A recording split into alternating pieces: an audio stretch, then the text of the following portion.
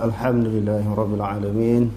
Wassalatu wassalamu ala ashrafil anbiya'i wal mursalin wa ala alihi wa ashabihi ajma'in. Allahumma rabbi shrah li sadri wa yassir li amri wahlul 'uqdatam min lisani yafqahu qawli. Wala hawla wala quwwata illa billahil 'aliyyil 'azim. Allahumma la sahla illa ma ja'altahu sahla wa anta taj'alul huzna in syi'ta sahla. Rabbi yassir wa la tu'assir wa atmim bil khair, amma ba'd. Alhamdulillah, bersyukur kepada Allah Subhanahu wa taala kerana dengan limpah dan kurnianya pada malam ini kita dapat bertemu lagi. Dan insya-Allah pada malam ini kita akan membincangkan tentang perkataan para imam. La tuqallidni ataupun la tuqalliduni. Dan juga pegangan para imam, idza sahhal hadis fahuwa mazhabi. Jadi la tuqallidni ini disebut oleh semua imam-imam mazhab. Semua imam-imam mazhab secara khusus dan luar daripada imam mazhab. Janganlah kamu bertaklid kepadaku. Itu yang pertama. Yang keduanya tentang hadis, tentang pegangan dan juga perkataan mereka. Idza sahhal haditsu fahuwa mazhabi. Apabila sahihlah itu hadis ataupun benarlah itu hadis, maka itulah mazhabku. Tajuk ini telah kita bahaskan beberapa tahun yang lalu sebenarnya. Sebelum ada sekolah kita lagi, sebelum wujudnya sekolah ini, saya dah bahas isu ni. Sebab banyak orang tanya. Jadi baru-baru ni orang tanya lagi, kerana di sana ada tulisan-tulisan, ada kenyataan-kenyataan yang berbentuk ucapan-ucapan daripada individu dan pihak tertentu mendakwa dan juga mengatakan imam mazhab, para imam menyebut jangan kamu bertaklid kepadaku. Mereka kata itu khusus bagi anak murid mereka yang sampai kepada darjat ataupun martabat ijtihad ataupun mujtahid. Mereka dah mujtahid dah. Sebab itu sahibul mazhab, umpamanya Imam Syafi'i, Hambali, Maliki, Hanafi kata jangan taklid kepada aku. Maksud di situ khusus kepada anak murid mereka yang sampai tahap ataupun darjat mujtahid juga. Maka kalau tak bertaklid kepada dia, mereka boleh ijtihad sendiri dengan membaca Quran, hadis, dengan mereka menjumpai ayat-ayat Quran dan juga hadis-hadis Nabi SAW. Mereka mampu memahaminya sendiri. Adapun bagi orang awam tak boleh. Itu ada kata sebahagian daripada kalangan orang yang mengaji. Dan ada pula pendapat yang kedua kata tak. Yang mereka maksudkan di sini, jangan bertaklid kepada aku semua orang, sama ada mereka itu mujtahid ataupun orang awam. Begitu juga dengan pegangan imam mazhab ini, apabila sahlah itul hadis, maka itulah mazhabku. Jadi pendapat golongan yang pertama kata, bila benarlah itu hadis, itulah mazhabku, ini untuk mujtahid. Kalau untuk orang awam, kalau sekiranya untuk orang awam, walaupun hadis itu sahih, belum tentu dia boleh beramal lagi kerana dia tidak faham, dia tidak menguasai ilmu-ilmu alat. Tidak menguasai ilmu-ilmu alat untuk memahami Quran dan hadis. Kedua-dua pandangan ini ada dikemukakan oleh para ulama. Sama ada mereka mengatakan bahawa orang awam ni tidak boleh terus berpegang kepada Quran dan hadis, ataupun mereka tidak boleh taklid, tidak melalui taklid, mesti melalui fahaman taklid. Tak boleh lari daripada taklid, mesti kena taklid imam-imam mazhab. Kalau tidak boleh mereka beramal dengan sesuatu amalan. Mereka tidak boleh mengetahui tentang sesuatu hukum. Itu sebagai muqaddimah. Yang kedua, kita kena faham ayat-ayat Quran dan juga hadis-hadis Nabi SAW. Ada ayat-ayat yang berkaitan dengan nasihat. Ayat-ayat yang berkaitan dengan nasihat. Ayat-ayat berkaitan dengan mau'izah. Begitu juga hadis Nabi. Yang tu kita boleh faham tanpa kita merujuk pandangan mana-mana ulama fiqh ataupun mana-mana ulama tafsir. Kita baca, kita boleh faham. Bukan semua ayat Quran ini perlukan kepada tafsiran, perlukan kepada huraian, perlukan kepada syarahan. Sebagai contoh, ayat-ayat bila kita baca kita faham. Kutiba alaikumusiyam, diwajibkan kepada kamu berpuasa. Jadi perlu ke ayat ini kita nak kena tengok, kita nak puasa, kita jumpa satu ayat Quran, jangan puasa lagi. Jangan puasa lagi, kena cek pendapat Imam Syafi'i, Hambali, Maliki, Hanafi tentang kutiba alaikumusiyam, baru kita boleh puasa. Ataupun kita baca, kita tahu dah Allah Ta'ala mewajibkan kita berpuasa. Aqimus salah, dirikan sembahyang. Kita tahu tak sembahyang itu wajib. Walaupun kita tak mengaji tinggi kan, mengaji habis kitab-kitab mazhab yang 4 ni, baru kita tahu, oh aqimus salah maknanya kena sembahyang kan? Adakah begitu? Jadi ayat Quran ni, dia ada ayat yang berkaitan dengan masalah hukum hakam. Ada ayat yang bila berkaitan dengan hukum hakam ni, ada yang kita boleh faham dengan kita baca tanpa tengok tafsiran ataupun huraian para ulama. Ulama ni kita katalah ulama tafsir ke ataupun ulama fiqh. Kita baca kita boleh faham. Contohnya lagi, wal asri innal insana lafi khusr. Demi masa manusia itu dalam kerugian. Illal ladzina amanu wa amilus solihat wa tawasaw bil haqq wa tawasaw bis sabr. Demi masa manusia itu dalam kerugian. Kita faham tak Allah Ta'ala sumpah dengan masa. Kecuali orang beriman dan beramal soleh, berpesan-pesan dengan kebenaran, berpesan-pesan dengan kesabaran. Kita tak boleh faham ke ayat macam ni? Boleh faham tak? Jadi sebab tu saya katakan tadi, ayat Quran dia ada beberapa bentuk. Kalau dalam bentuk tazkirah, peringatan yang kita boleh faham, tak semestinya kena tengok pendapat ulama, huraian ulama baru kita boleh beramal. Sebab itu kita kena jelas. Sama ada ada pihak yang nak mengatakan tak boleh pegang dalil Quran dan hadis secara direct, secara langsung, ataupun golongan yang kata boleh. Dia kena tengok keadaan kedudukan sesuatu ayat ataupun sesuatu hadis. Dalam hadis Nabi pula contoh, bila kata iza sahal hadis fahuwa mazhabi kan. Kalau kita tengok matan arba'in, hadis yang kita ambil hadis yang pendek-pendek, yang ringkas-ringkas, tak payah nak buka Bukhari, Muslim, Tirmizi, Nasa'i, Ibnu Majah. Al-hadithus khamisu al-hadithus khamisul ashara an Abi Hurairah radhiyallahu anhu anna Rasulullah sallallahu alaihi wasallam qala man kana yu'minu billahi wal yawmil akhir falyaqul khairan aw liyasmut wa man kana yu'minu billahi wal yawmil akhir falyukrim jarahu wa man kana yu'minu billahi wal yawmil akhir falyukrim dhaifah. Rawahul Bukhari wa Muslimun. Daripada Abu Hurairah radhiyallahu an, bahwasanya Rasulullah sallallahu alaihi wasallam bersabda, barang siapa yang beriman dengan Allah dan juga hari akhirat, hendaklah dia berkata perkataan yang baik ataupun dia diam. Jadi hadis ni boleh faham tak? Siapa-siapa yang beriman kepada Allah dan hari akhirat, dia hendaklah bercakap benda yang baik. Benda baik ni bukan sesuatu benda yang mendatangkan dosa, seperti mengumpat, mengutuk, mencaci orang, menghina, memberli orang. Itu benda yang tak baik kan? Sama ada Nabi kata kamu bercakap baik. Kalau tak boleh nak bercakap baik, mulut kita ni jenis mulut laser. Mulut suka mengumpat kat orang, kata kat orang. Nabi kata lebih baik diam daripada bercakap. Boleh faham tak hadis ni? Sebelum kita mengaji, sebelum kita nak tengok syarahan Imam Bukhari, Muslim, Tirmizi, Imam Syafi'i, Hambali, Maliki, Hanafi, boleh faham tak hadis tu? Sudah tentu faham. Jadi iza sahal hadithu fahuwa mazhabi. Fahuwa mazhabi maknanya apabila sahihlah itu hadis, itulah peganganku. Mazhabku maknanya peganganku. Hadis ni macam mana? Adakah nak kena tengok pendapat Imam Syafi'i dulu baru kita boleh beramal? Bila kita dah pasti hadis ini adalah hadis yang sahih, maka kita boleh beramal tanpa kita merujuk kepada mana-mana pandangan ulama. Cuma kita nak merujuk pandangan ulama ni untuk lebih faham secara mendalam ataupun secara lebih meluas. Tu kena rujuk pendapat ulama.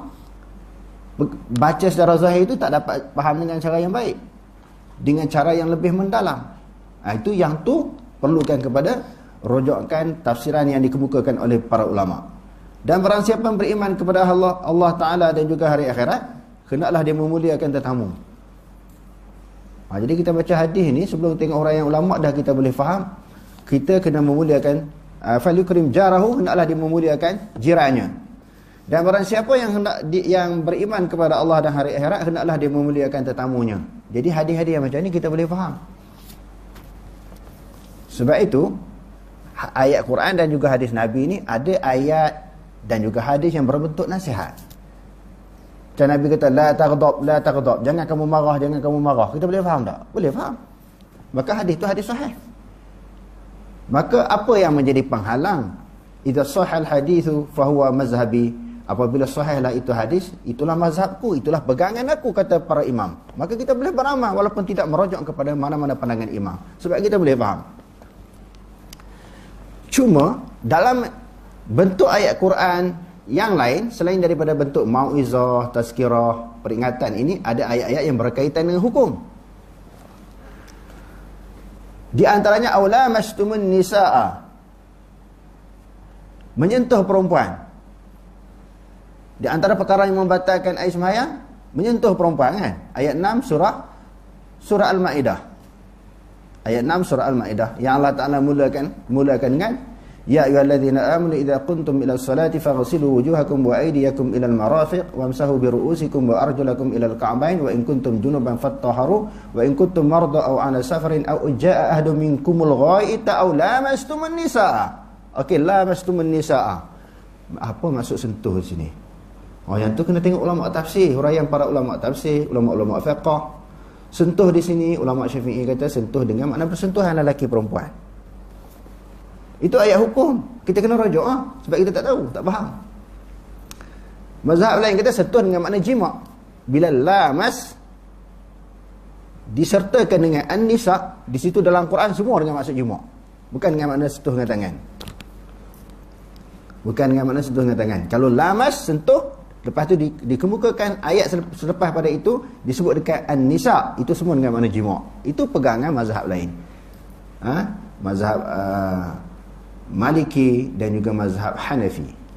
Bagi mereka bersentuhan dengan perempuan, kalau Hanafi tidak batal air sembahyang. Kalau mazhab Maliki, sentuh dengan syahwat baru batal. Hanafi tak batal.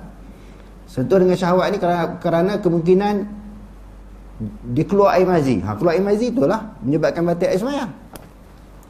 Itu ayat berkaitan dengan hukum.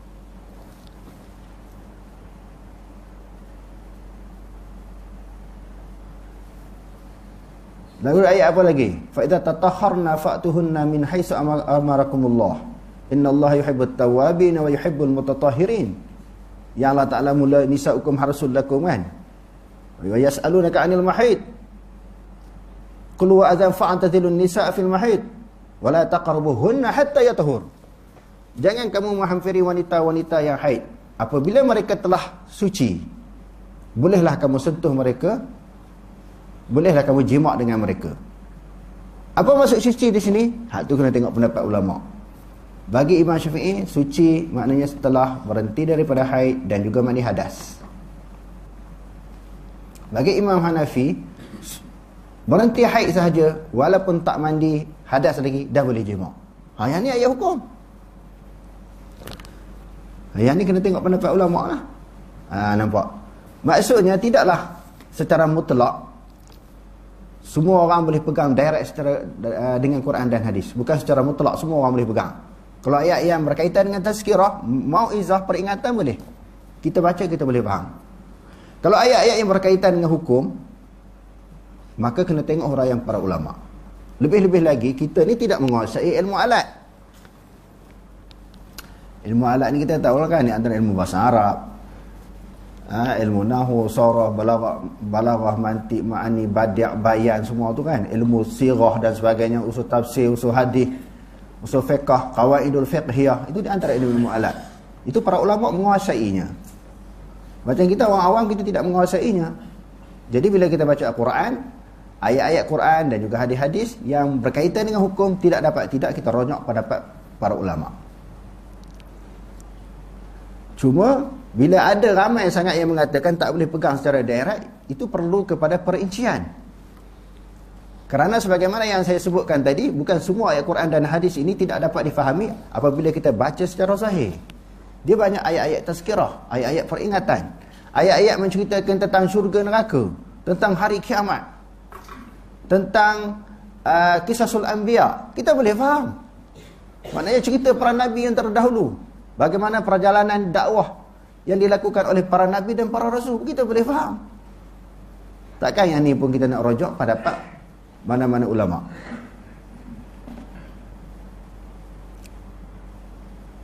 Okey. Kalau kita tengok di dalam kitab Risalah, orang nak sebut Imam Syafi'i kata yang dimaksudkan jangan bertaklid kepadaku itu untuk anak murid dia, anak murid yang sampai darjat ataupun kedudukan mujtahid. Begitu juga imam-imam yang lain. Kalau kita tengok di dalam Risalah yang ditulis Imam Syafi'i, dalam bab ataupun di dalam kaedah yang 136, siapa-siapa yang ada Risalah boleh rujuk di bawah kaedah 136. Wa bitaqlidi aghfala man aghfala minhum wallahu yaghfiru lana wa lahum. Dan dengan taklid itu adalah lalai daripada kalangan orang yang lalai daripada kalangan mereka. Taklid adalah lalai. Sebab apa taklid ini disebut sebagai lalai? Orang yang tak sedar, yang tak maknanya lalai, yang tak faham. Sebab orang yang taklid ini dia mengikut sahaja tanpa dia sedar. Orang yang tak sedar tu yang dipanggil lalai. Asal makna taklid apa? Kalau kita tengok di dalam Al-Wajiz fil Usulil Fiqh yang dikarang oleh Dr. Karim Zaidan. Al-Wajiz fil Usulil Fiqh yang dikarang oleh Dr. Karim Zaidan. Tuan-tuan boleh rojoklah mana-mana kitab pun. Lebih-lebih lagi dalam kitab Usul Fiqh tentang perbahasan hukum taklid.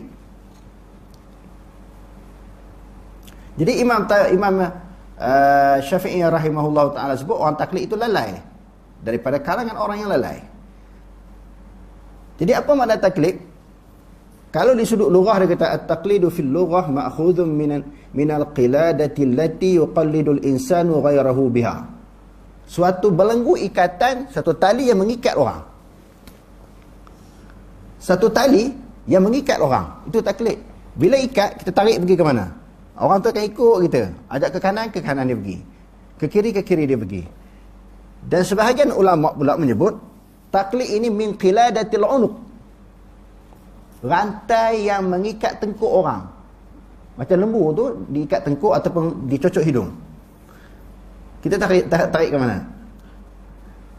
Kemana kita tarik, ke situlah dia pergi.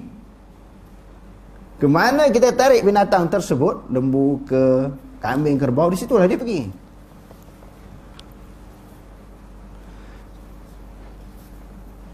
Sebab itu kata-kata yang lain Imam Syafi'i menyebut la farqa bainal muqallidi wa bahmatin. Tidak ada beza. Ini kata-kata Imam Syafi'i, bukan kata-kata saya. Saya hanya menakalkan sahaja. Tidak ada beza antara orang taklid dan juga binatang.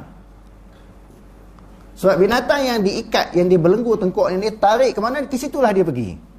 Jadi orang taklid ni dia ikut punggung orang. Dia tidak ada pendirian sendiri. Dia tidak ada pendirian sendiri. Dia tidak ada hujah, tidak ada dalil. Jadi puak turuk kepada orang. Ini bahaya taklid. Lalu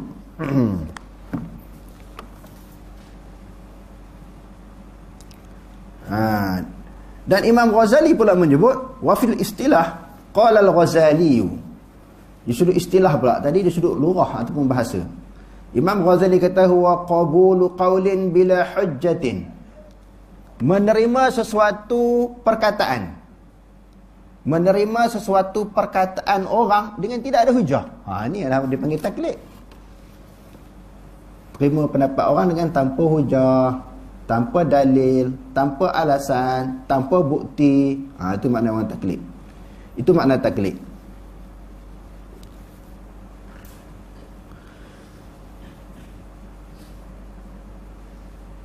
Hukum at-taqlidi. Al-aslu fi syari'ati zamu at-taqlidi li'annahu itba'un bila dalilin wala burhanin fadlan amman yuaddi ilaihi min ta'assubin zamimin min jumu'il muqallidin. Dikata satu taklid ini adalah mengikut tanpa dalil, tanpa hujah. Lebih-lebih lagi seseorang yang mengikut itu, dia mengikut dengan ta'assub yang hina. Inilah yang berlaku kebanyakan daripada orang yang muqallid. Dia ikut sesuatu mazhab, dia berpegang dengan sesuatu kata-kata imam, dia ta'assub, dia taklid harus. Hukum taklid sebahagian ulama kata harus dan sebahagian ulama kata haram. Tak apalah kita pegang kepada harus. Boleh taklid ini. Lebih-lebih lagi orang awam. Kita ni bukan ulama, bukan mujtahid, bukan mufti, bukan orang alim. Kita boleh taklid kepada mana-mana imam dan juga mana-mana mazhab. Bukan semestinya bertaklid kepada Imam Syafi'i sahaja, kepada semua imam dan semua mazhab.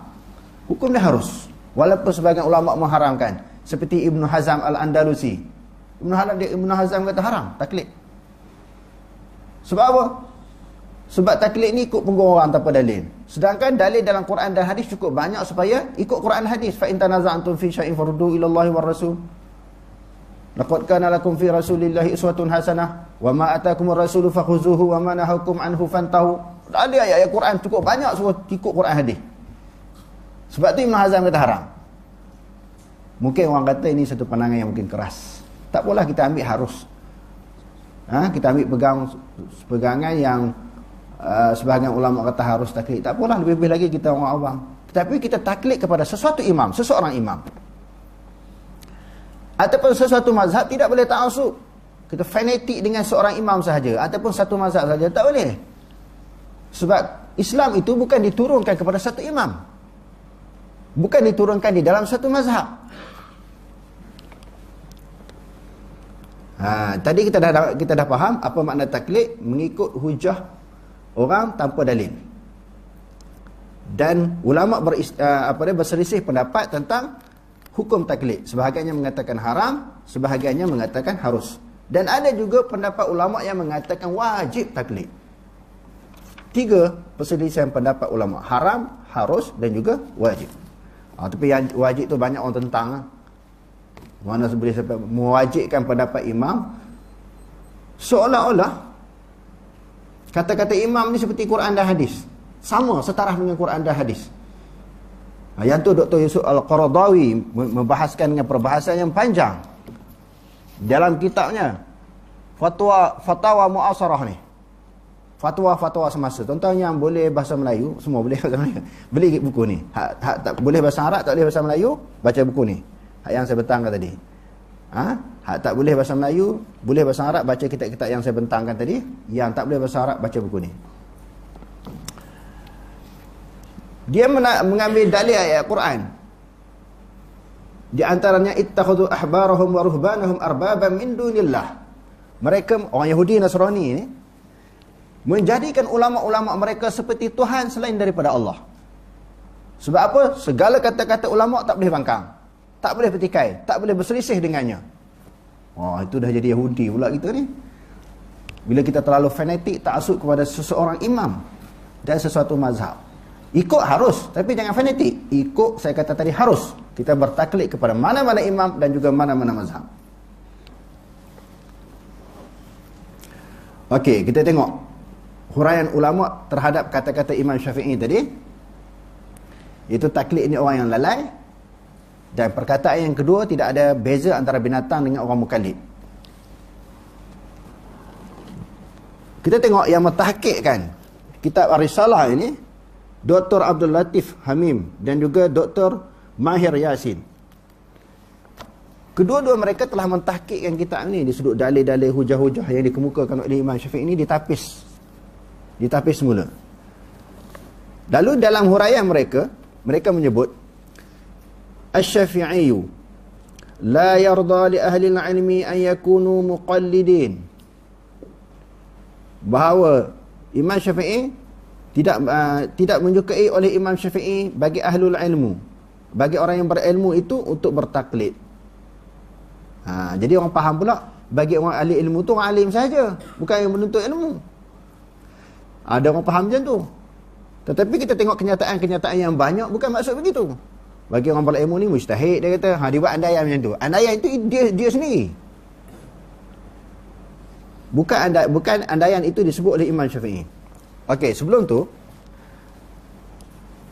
kita tidak menjumpai pendapat 4 imam ini, Imam Syafi'i, Hambali, Maliki, Hanafi, yang kata yang aku maksudkan ini tidak jangan bertaklid kepada aku adalah anak-anak murid aku yang sampai darjat mujtahid.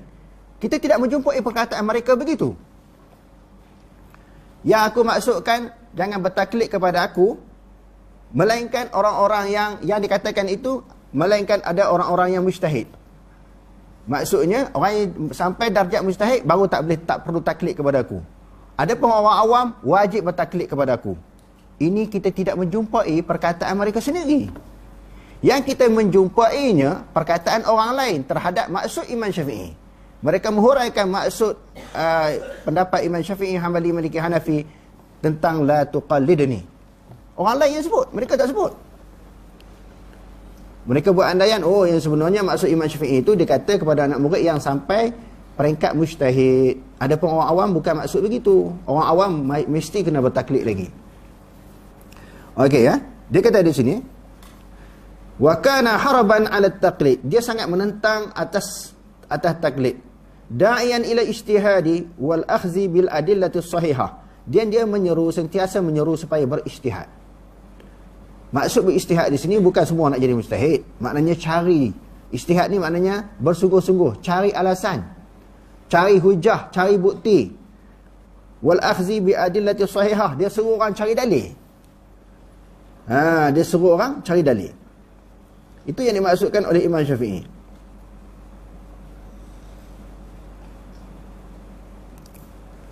Begitu juga yang disebut oleh anak murid dia Imam Muzanni. Imam Muzanni anak murid dia. Lalu pentahqiq kita ini menyebut qulna wa nuqila 'an asy-Syafi'i radhiyallahu anhu aqwalun katsirah fi an-nahyi 'an at-taqlid. Dinakalkan daripada Imam Syafi'i. Orang jumpa perkataan-perkataan Imam Syafi'i ini terlalu banyak tentang tegahan daripada taklid. Wa minha ma naqalahu Ibnu Qayyim fi i'lamil muwaqi'in.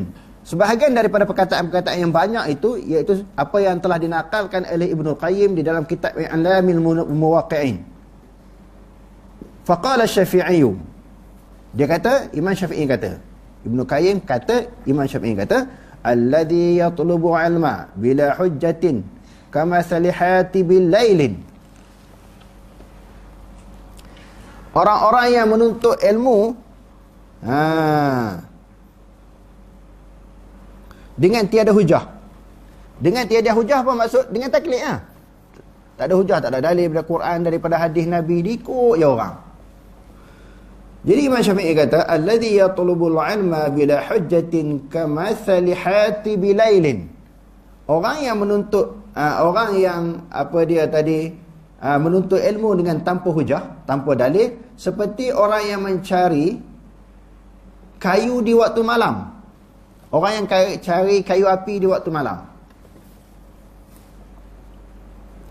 Kan dulu mana ada gas, mana ada lapor periuk masak elektrik ke, tak ada. Masak dengan gas tak ada. Jadi nak masak nasi, masak roti, dulu orang makan roti lah. Kalau nak masak sesuatu makanan guna apa? Bukan guna dapur kayu ke? Dapur kayu tak kenal, budak-budak tak kenal dapur kayu. Orang tua di belakang tu kenal dapur kayu kan. Nak masak asyik guna dapur kayu. Budak-budak sekarang ni tak pernah merasai. Dia mau lahir-lahir dah orang masak dengan atas gas, periuk elektrik. Jadi dulu orang kumpul lah zaman Imam Syafi'i ini, kumpul kayu-kayu kering untuk dijadikan bahan bakar, nak memasak dan juga nak masak air, nak masak makanan dan juga masak minuman. Jadi perlukan api, perlukan kayu. Jadi orang yang belajar dengan secara bertaklid, yang tidak mempunyai hujah dan juga dalil, seperti orang cari kayu di waktu malam. Apa kesannya? Apa kesannya mencari kayu di waktu malam? Wa yahmil husmata hatabin.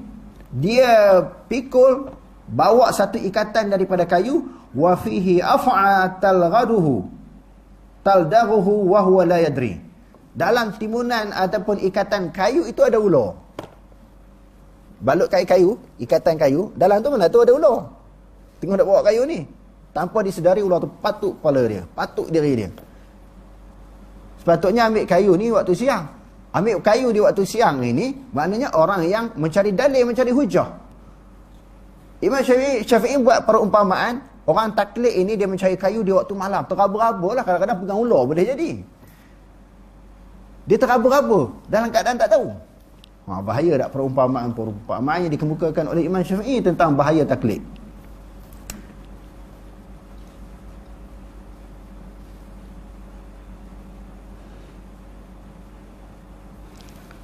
Jadi banyak lagi kata-kata Imam Syafi'i dan juga imam-imam mazhab, larangan dan juga bahayanya tentang taklid.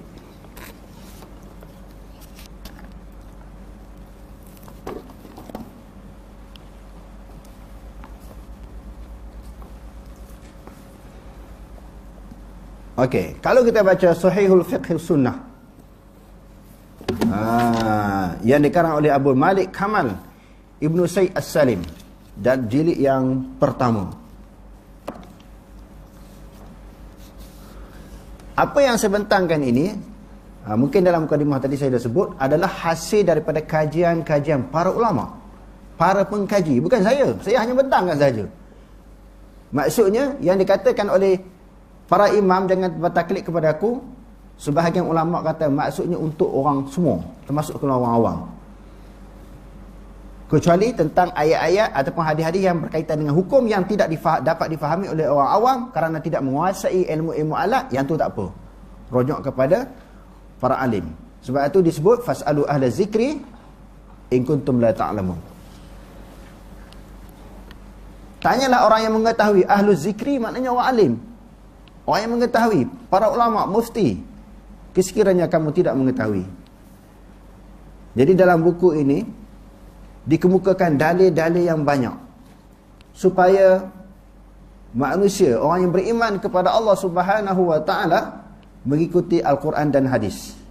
Di antaranya firman Allah Subhanahu wa taala, ittabi'u ma unzila ilaikum min rabbikum wa la tattabi'u min dunihi awliya qalilan ma tadhakkarun. Ikutlah sesuatu yang diturunkan kepada kamu daripada Tuhanmu. Siapa dia?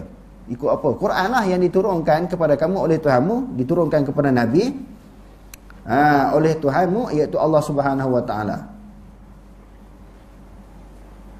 Lalu Allah Ta'ala tak qalilan ma tadhakkarun. Sikit sangat orang yang boleh berfikir, yang ingat. Orang yang reti ni sikit sangat, hak banyaknya tak reti. Wa idza qila lahum ta'alu ila anzalallah wa idza qila lahum ta'alu ila ma anzalallahu wa ila ar-rasul ra'aital munafiqina yasudduna anka sududa. Apabila dikatakan bagi mereka, datanglah kepada apa yang telah diturunkan oleh Allah dan juga Rasul, nescaya kamu melihat orang munafik itu menghalang manusia daripada mendekati engkau dengan sejauh-jauhnya. Bila ajak Quran kepada Quran dah hadis, orang munafik ni memang dia halang manusia. Orang munafik ni zaman Nabi dia halang manusia supaya mendekati orang yang ajak orang kembali kepada Quran hadis. Jadi banyaklah ayat-ayat Quran dan juga hadis Nabi tentang menyeru manusia supaya kembali kepada Quran dan juga hadis.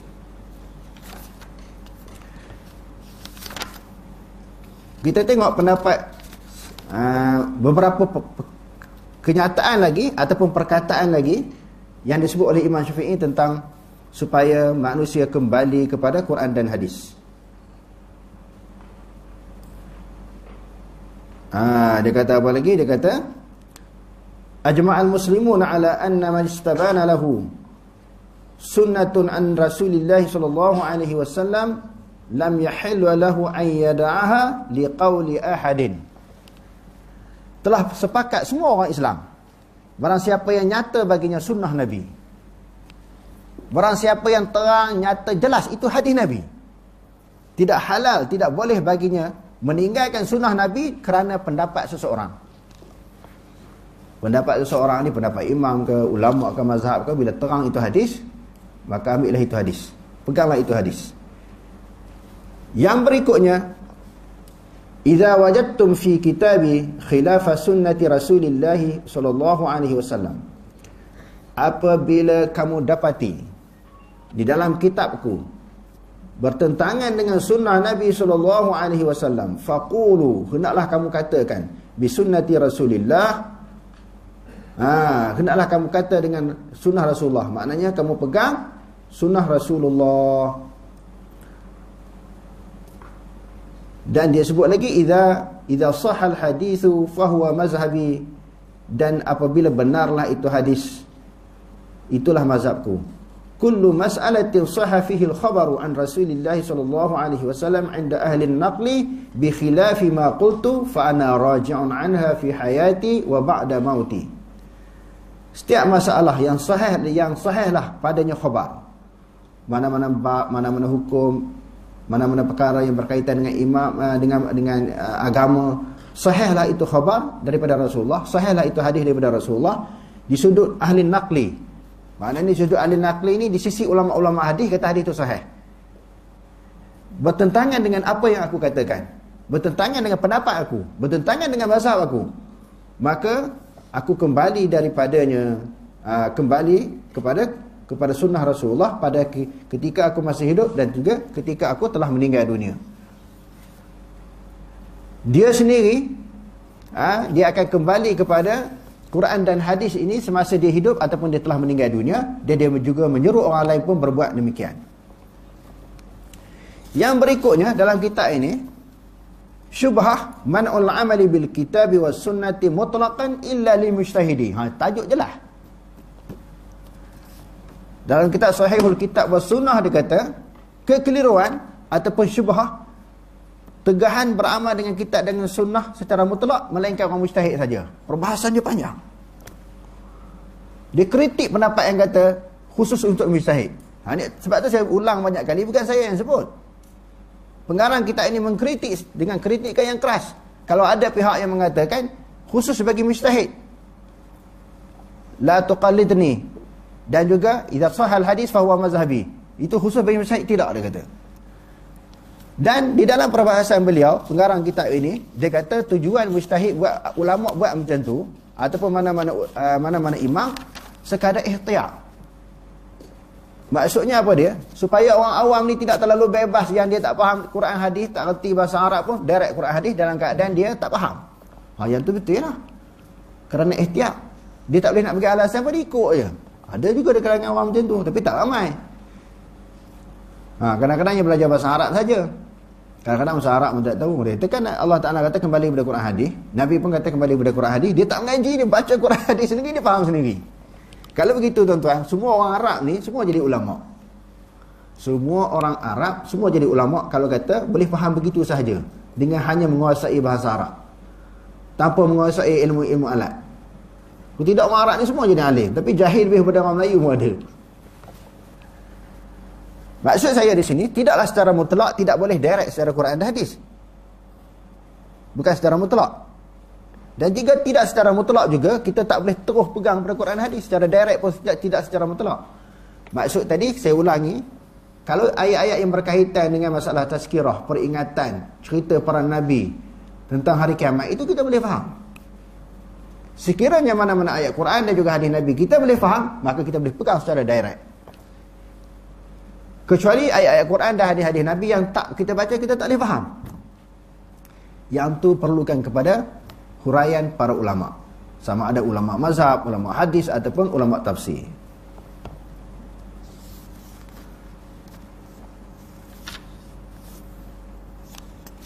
Lalu dia mengemukakan hujah-hujah yang banyaklah tentang kritikan beliau.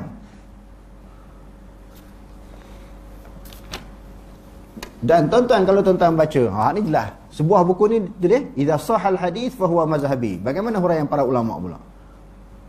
Apabila itu benarlah itu hadis, itulah mazhabku. Dalam kitab ni pun ada di mengemukakan perbahasan yang panjang.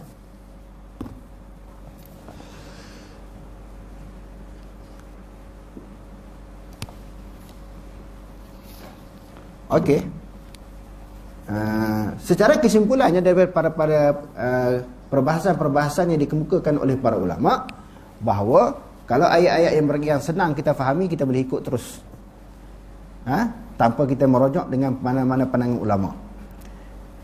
Dan yang kedua, kalau terlalu ditekankan sangat, Semua dalil-dalil daripada Quran dan hadis ni kena tengok pendapat ulama. Jadi sekarang ni ulama dah tak ada. Ulama seperti Imam Syafi'i, Hanbali, Hanafi, Maliki. Jadi kesan dia apa kesan dia? Kesan yang pertama, kita tidak mendidik masyarakat ataupun orang awam ni menjadi pandai. Semua dia berhajat kepada ulasan orang, huraian orang, tafsiran orang, perbahasan orang, baru dia boleh beramal. Dia sendiri tak akan cuba mengkaji.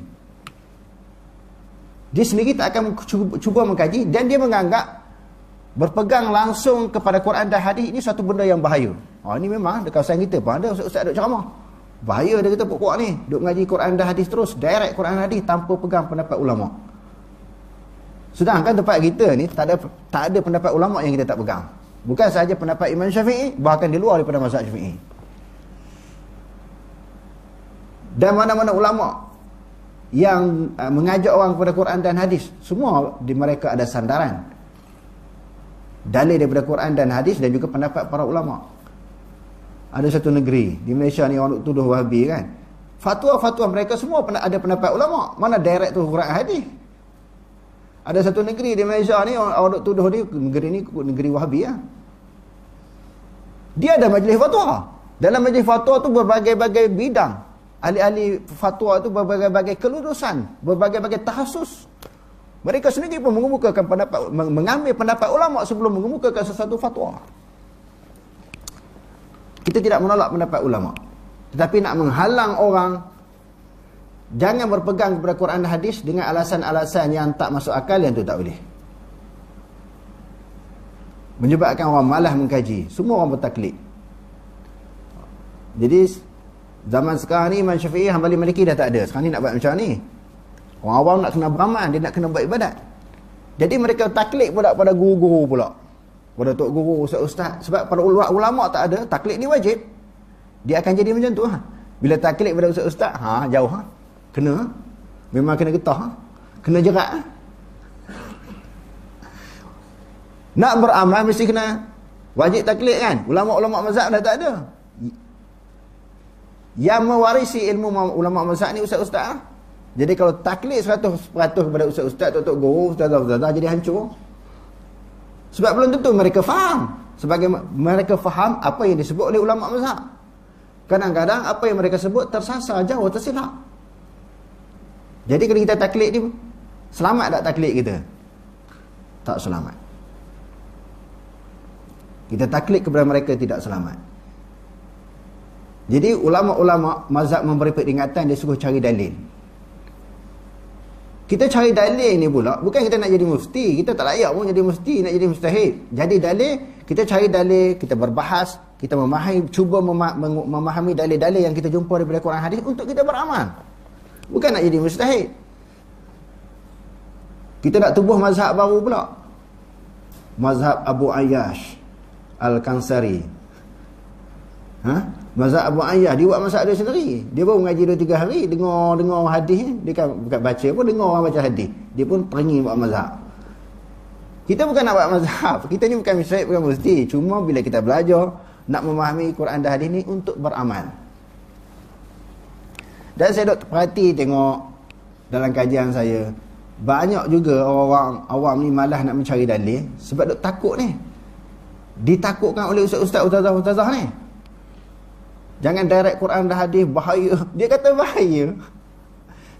Sedangkan kita bila kita tak ambil Quran dan hadis, ambil pendapat lain daripada Quran dan hadis, hak tu lagi bahaya. Dia boleh membawa kepada kekeliruan. Yang lebih dahsyat, boleh membawa kepada kesesatan. Sebab Nabi dah kata, taraktu fikum amrain lan tadillu ma tamassaktum bihima kitaballahi wa sunnati. Aku tinggalkan kepada kamu 2 arahan, 2 perintah yang mesti kamu pegang. Kamu tidak akan sesat selama-lamanya. Jaminan Nabi kalau pegang kepada keduanya tak sesat. Tiba-tiba orang kata kalau direct Quran hadis sesat. Kok mana? Kalau direct kepada Quran hadis jadi sesat. Hak tak pegang kepada Quran hadis lah yang banyak jadi sesat. Ataupun berlaku kekeliruan di dalam fahaman mereka terhadap agama. Berlaku kekeliruan. Kalau tak sesat pun, berlaku kekeliruan terhadap fahaman mereka tentang agama Islam. Sebab tak ada tahu dalil Quran hadis, pakai logik akal je. Dia menilai agama berdasarkan kepada logik, kepada andaian dia. bukan berdasarkan kepada hujah dan dalil.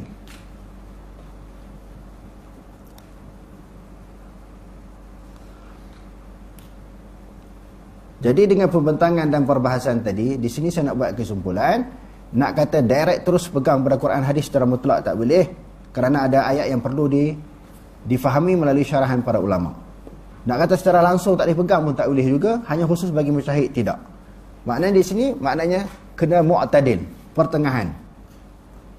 Kadang-kadang ada juga orang direct, sebagaimana yang saya sebutkan tadi, direct Quran hadis ni dia tak mengaji pun. Dia duduk dengar-dengar, ni dia jumpai Quran, ayat-ayat yang perlu kepada kefahaman yang betul, pada huraian, kepada tafsiran, kepada syarahan yang betul oleh para ulama, dia direct dia faham sendiri. Hak ni memang bahaya. Ahlul Zahir pun tak faham macam tu. Ahlul Zahir, mereka menguasai ilmu al-mu'alaq seperti Daud Zahiri, Ibn Hazm al-Andalusi dan pengikut-pengikut mereka menguasai ilmu al-mu'alaq. Walaupun dikatakan mereka berpegang kepada zahir hadis dan zahir Quran, tetapi mereka menguasai. Tidak salah pegang dalil berdasarkan kepada zahir.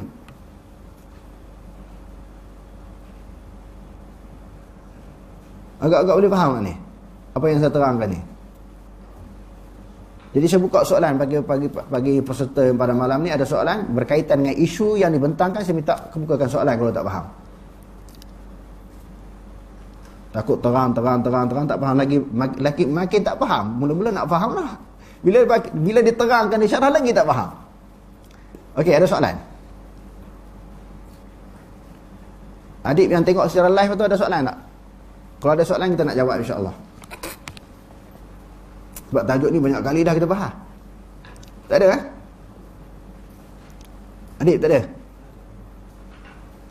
Syekh ada soalan? Dalam Quran sebut apalah yang dalam Quran. Jadi kalau baca buku kita tak faham maksudnya yang membaca itu dia kena tadabbur. Takkan dia nak tadabbur secara ramai-ramai secara dia masa berfikirlah. Jadi ayat Quran dan hadis itu memang sebagiannya banyaknya boleh faham. Ya. Cuma sebagian kecil yang kita perlu pada penjelasan. Betul. Sebagian besarnya yang kita boleh faham, yang faham tu kita boleh faham lah, walaupun kita tak rojok mana-mana pandangan ulama. Yang tak faham tu jangan buat faham-faham sendiri, pandai-pandai sendiri. Yang tak faham tu jangan buat pandai-pandai sendiri, buat faham-faham sendiri. Hak tu kena tanya orang yang berilmu. Yang tu yang disebut fasalu ahla zikri in kuntum la ta'lamun. Okey, ada soalan lain?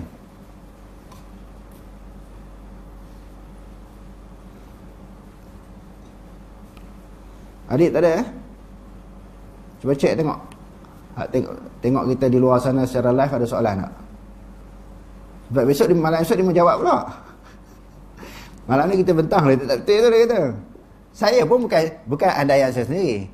Berdasarkan kajian yang telah dilakukan oleh para ulama.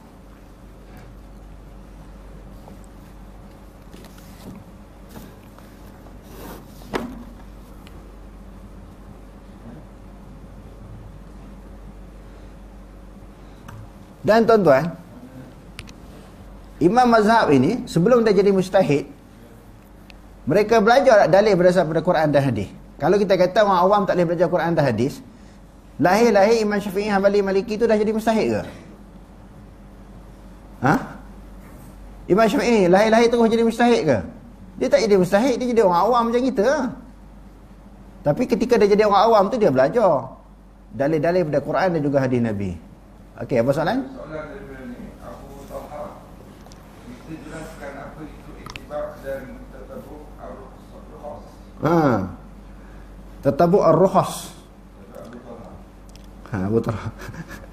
Abu Talha mungkin sedang menyaksikan dia suruh saya bahas isu ni. Orang KL. Abu Talha ni orang KL, asalnya orang Taman Jasa. Taman Jasa ke mana? Kat Kuala. Ayah Abu Talha ni entah taman apa? Taman Kuala Kangsar, Taman Jasa. Ayah Abu Talha ni guru saya.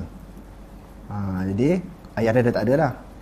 Jadi Abu Talha ni rapatlah dengan saya. Dia lah supaya minta tolong saya bentangkan isu ni. InsyaAllah saya pun rasa terpanggil untuk membahaskan isu ini. Kerana walaupun dah banyak kali dihuraikan, masih lagi soalan yang sama orang kemukakan.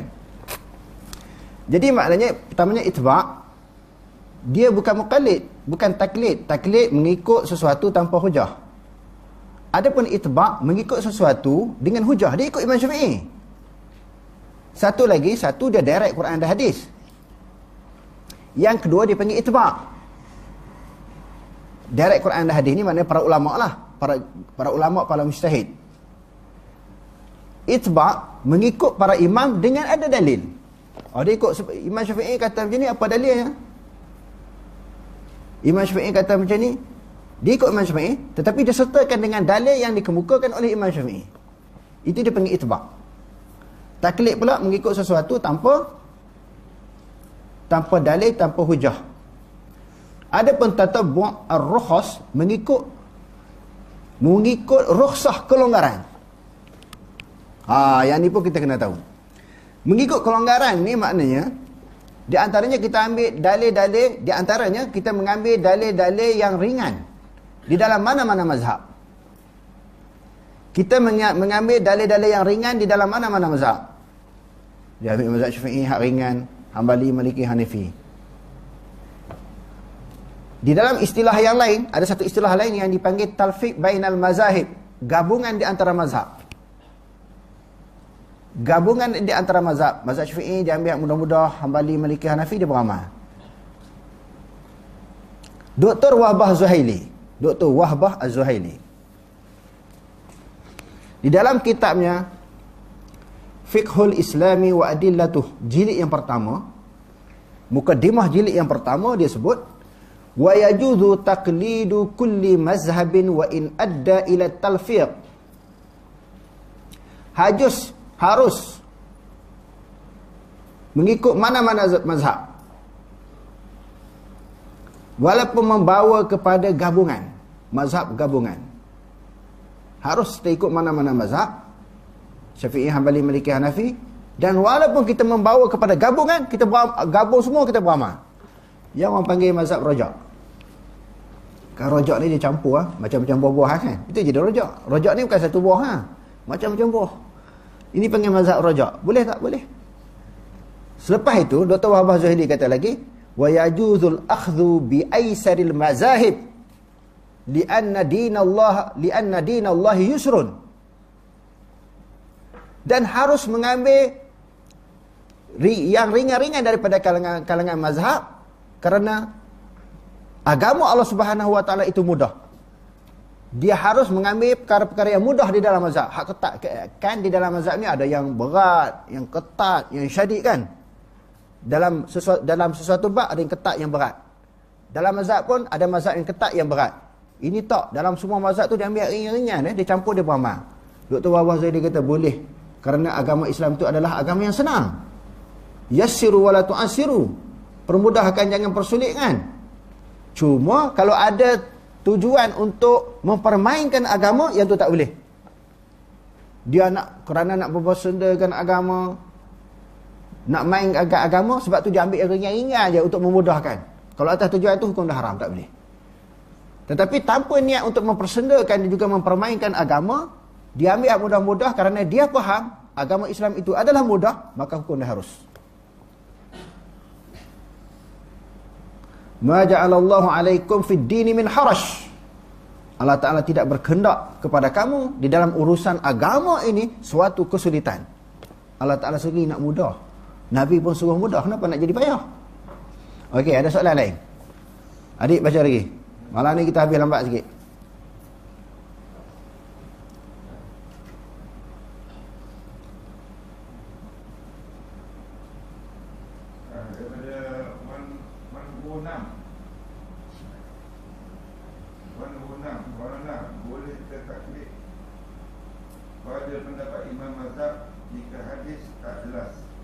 Boleh.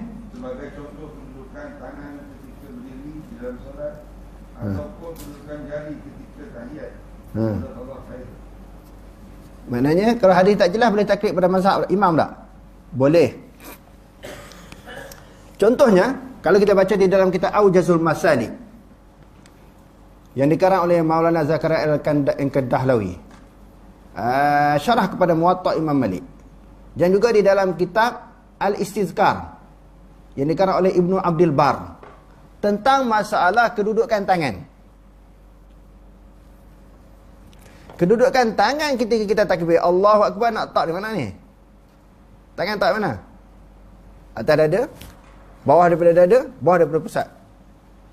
Fihi khiyarun. Jadi ulama-ulama kata pada masalah ini adalah maknanya diberi pilihan. Kerana nak cari hadis betul-betul letak tang mana, Rasulullah memang angkat tangan. Disejuk letak tang mana, itu ditafsirkan oleh sahabat. Ada di kalangan sahabat tak atas dada. Kalau orang Salafi dia letak sini. Syafi'i letak atas pada pusat. Hanafi dia letak bawah pada pusat. Ulama-ulama hadis ni. Saya tengok semua guru-guru saya yang bermazhab Hanafi susunan sitah ni dalam kepala. Ulama-ulama hadis ni dia letak tangan bawah pada pusat. Mazhab kita Syafi'i atas. Sebab apa jadi khilaf macam tu? Sedangkan semua ulama hadis, Imam Syafi'i pun ulama hadis juga, atas daripada ulama-ulama sekarang lagi Imam Syafi'i ni. Tetapi kena batas bagi pahaman dia berdasarkan kajian dia tentang hadis-hadis Nabi tidak jelas, lalu dia buat andaiannya atas pada pusat. Hak ulama lain pula Syekh Nasaruddin Albani kata yang kuatnya atas dada. Itu pula sebab tak jelas. Tak jelas ni kita boleh taklid kepada mana-mana mazhab. Kalau dah sahih lah itu hadis, maka kita direct pegang pada hadis. Dan hadis itu dapat difahami dengan baik, kita direct terus. Tanpa perlu kita bergantung kepada mana-mana huraian. Okey, ada soalan lain?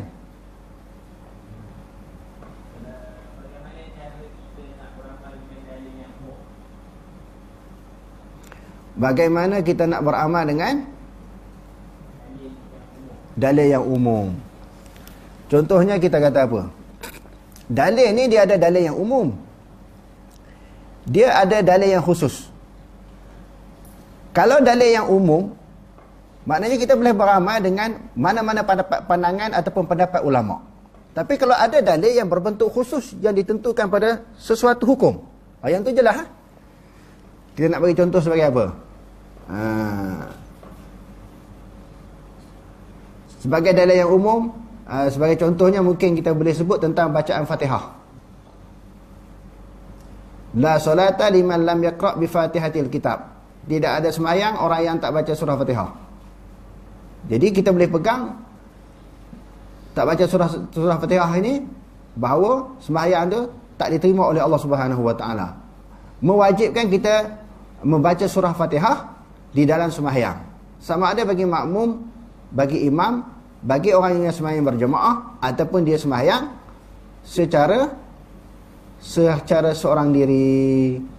Tetapi kalau perinciannya, ulama sebut pula la solata tu, la tu la apa? Nafi sihah ataupun nafyul kamal. Maknanya secara umumnya kita dah pegang macam tu. Okey, dalil Quran ni kata, dalil hadis ni kata apa? Bahawa baca Fatihah itu dituntut di dalam kita menunaikan sembahyang. Okey, ada soalan lain?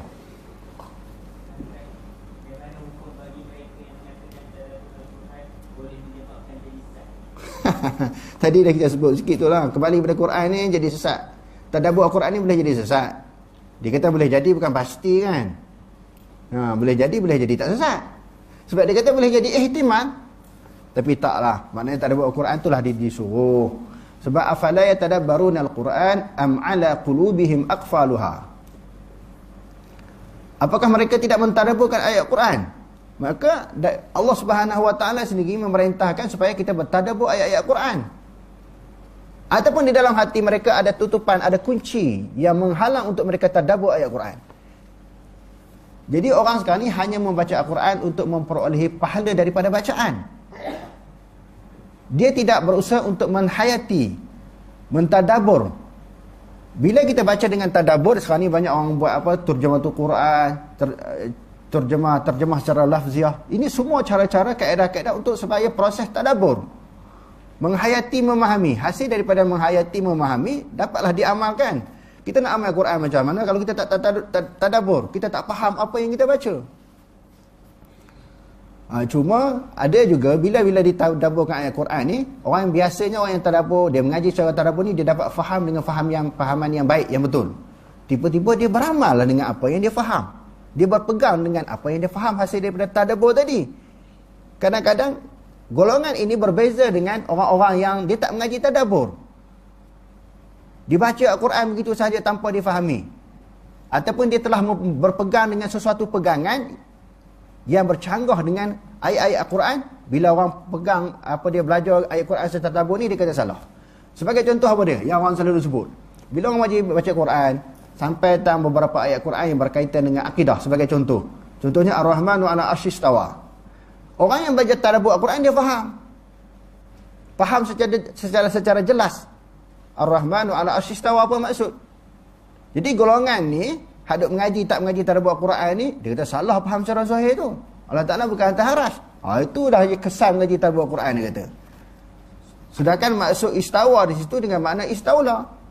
Sebab tu dia kata kena mengaji. Sepatutnya dialah yang kena mengaji. Dia kata ke orang sepatutnya kena mengaji, padahalnya dia yang kena mengaji, sebab dia tak faham ayat tu.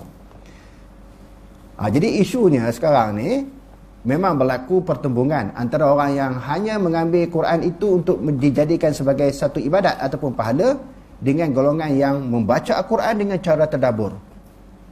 Jadi yang dituntut oleh agama berdasarkan kepada Quran dan hadis, baca Al-Quran secara tadabbur untuk difahami dan juga diamalkan. Okey, ada soalan lain? Malam ni kita jawab semua. Jarang kita buka soalan yang panjang sebagaimana malam ni. Sebab besok orang akan bangkit lagi. Tak boleh tu faham macam tu.